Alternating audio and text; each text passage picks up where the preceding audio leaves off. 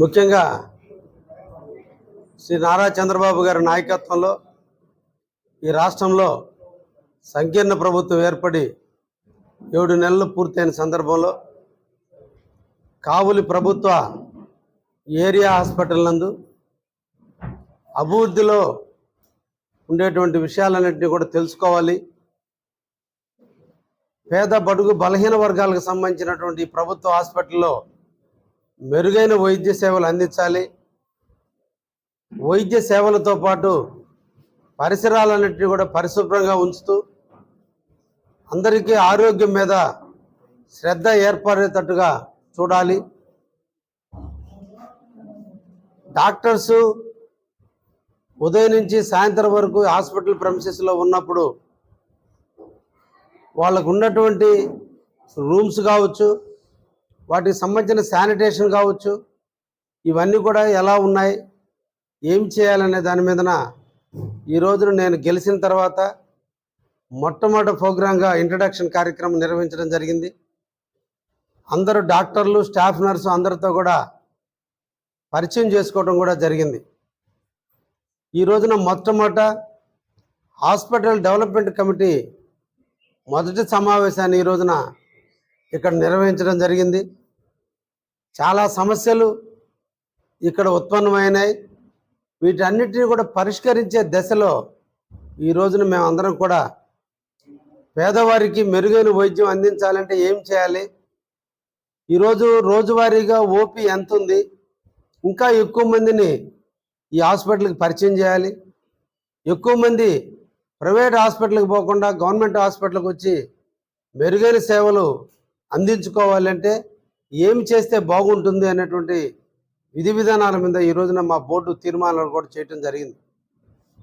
ముఖ్యంగా ఈ 7 నెలల కాలంలో వివిధ రోగుల నుంచి హాస్పిటల్కి వచ్చేటువంటి నిరంతరం కూడా పేషెంట్ల నుంచి వచ్చినటువంటి కొన్ని ఫిర్యాదులు, అదేవిధంగా ఇక్కడ ఉన్నటువంటి సమస్యలు, డాక్టర్లు ఎదుర్కొంటున్న,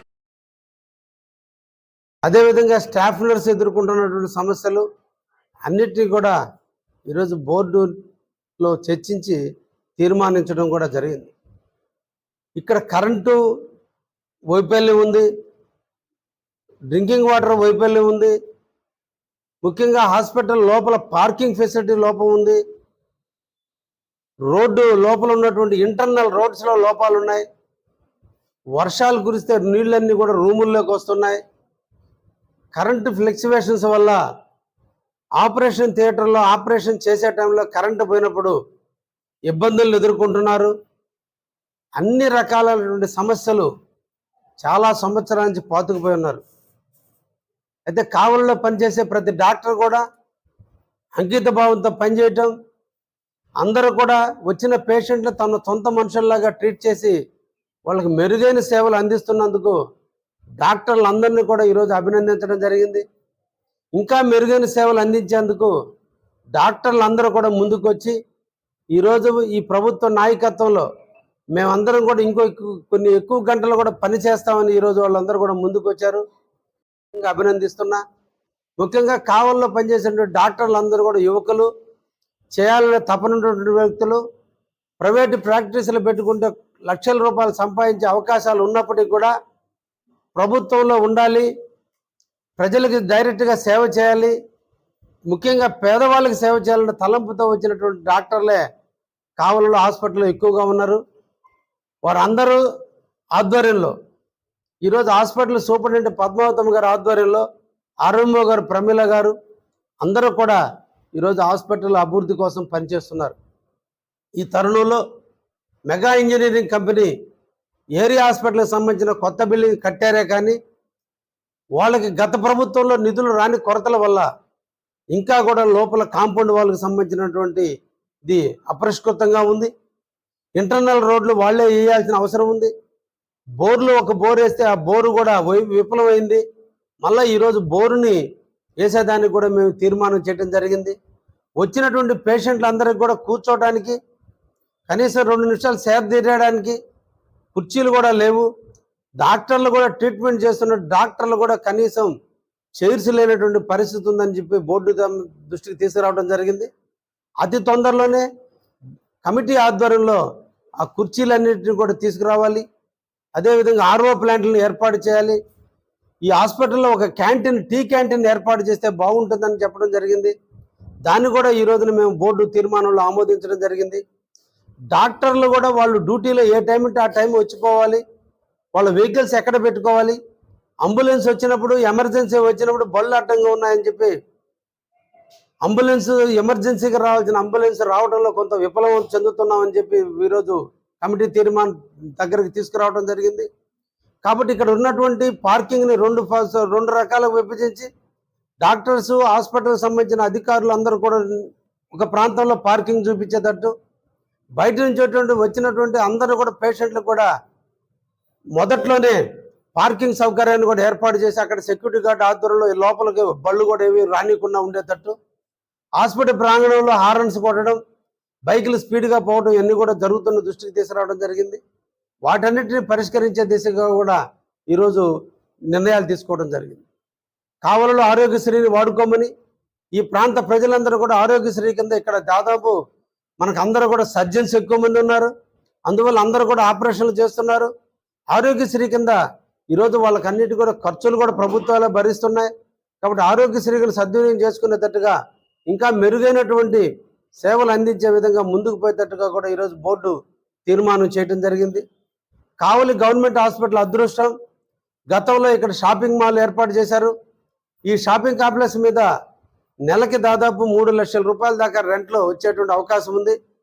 అయితే ఏ ఒక్క నాయకులు కూడా దీని మీద చర్యలు తీసుకున్న కారణాల వల్ల, ప్రభుత్వ అధికారులుగా వచ్చిన సూపరింటెండెంట్లు, ఆర్ఎంఓలు డెసిషన్ తీసుకోవడంలో ఇబ్బందులు పడిన కారణాల వల్ల ఎప్పటి నుంచో ఉన్నటువంటి ఓల్డ్ రేట్ల మీద ఈ రోజు షాపులు ఉన్నాయి. ఈ షాపుల మీద వచ్చేటువంటి రెంట్తోనే కావలి నియోజకవర్గంలో ఉన్నటువంటి ఈ హాస్పిటల్లో అన్ని మెరుగైన సదుపాయాలు కల్పించే దాంట్లో, ఎప్పుడైనా ఆపరేషన్ థియేటర్కి కావాల్సినటువంటి వస్తువులు దొరకకపోతే ఇమీడియట్గా కొనేదానికి కూడా ఆ నిధులు వెచ్చించేదానికి అవకాశం ఉంది. కాబట్టి నిన్నటి రోజునే నేను వాళ్ళందరూ కూడా డైరెక్షన్ ఇవ్వడం జరిగింది. హాస్పిటల్కి సంబంధించిన షాపుల్లో ఆంగళ్ళు పెట్టుకొని బతుకుతున్నటువంటి కాంట్రాక్టర్లుగా ఉన్నటువంటి ఎవరైతే ఉన్నారో గత 3-4 సంవత్సరాలుగా కూడా రెంట్లు కట్టకుండా ఇబ్బందులు పెడుతున్నారు. ఎట్టి పరిస్థితుల్లో వాళ్ళందరూ కూడా పోయి తెలపండి, అందరూ రెంట్లు పే చేయాలి, లేని పక్షంలో తాళాలు వేస్తామని చెప్పమన్నాను. నాకు ఎటువంటి అభ్యంతరం కూడా లేదు. ఇది ప్రభుత్వ సొమ్ము. అందరూ కూడా రెంట్లు తీసుకున్నటువంటి వాళ్ళందరూ కూడా మళ్ళీ సబ్ కాంట్రాక్టర్లకు ఇచ్చి, ఈ రోజున సబ్లీజులకు ఇచ్చి ఎక్కువ రేట్లు కలెక్ట్ చేస్తూ ప్రభుత్వానికి చెల్లించాల్సినటువంటి రెంట్లు కట్టని కారణాన ఈ రోజున వాటన్నిటిని తొందరలోనే సీజ్ చేసే కార్యక్రమానికి కూడా ఈరోజు బోర్డులో తీర్మానం చేయడం జరిగింది.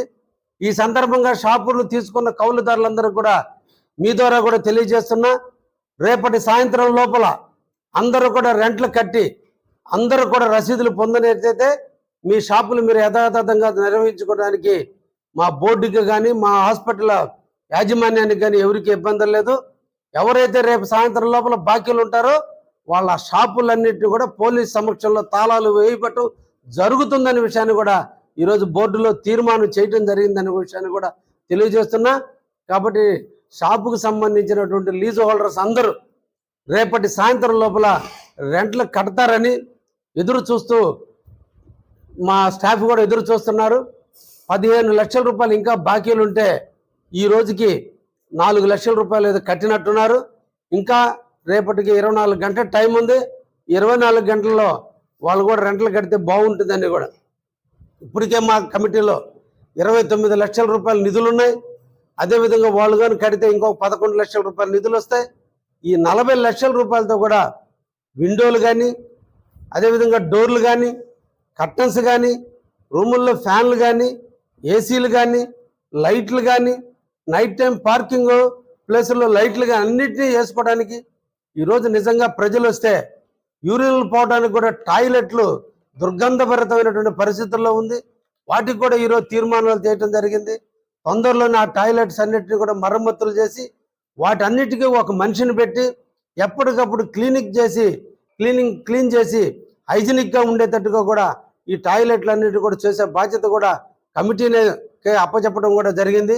మా కమిటీ సభ్యులు నిరంతరం కూడా సర్వీస్ ఓరియంటెడ్లో అన్ని కార్యక్రమాలు నిర్వహిస్తారని, తప్పకుండా పేద బడుగు బలహీన వర్గాలకు సంబంధించిన ప్రభుత్వ హాస్పిటల్లో ఈరోజు రోజుకి 500 మంది ఓపీ ఉంటే దాన్ని ఇంకా ఎక్కువ మందిని పెంచేటట్టుగా చూస్తామని, డాక్టర్లు కూడా ఉదయం 9 గంటలకే వచ్చేటట్టుగా, సాయంత్రం 4 గంటల వరకు ఇక్కడ పేద ప్రజలకి అందుబాటులో ఉండేటట్టుగా, ఎమర్జెన్సీ డాక్టర్ 24/7 డాక్టర్లు ఉండేటట్టుగా అందరికి కూడా ఈరోజు రూల్స్ని ఫ్రేమ్ చేయడం కూడా జరిగింది.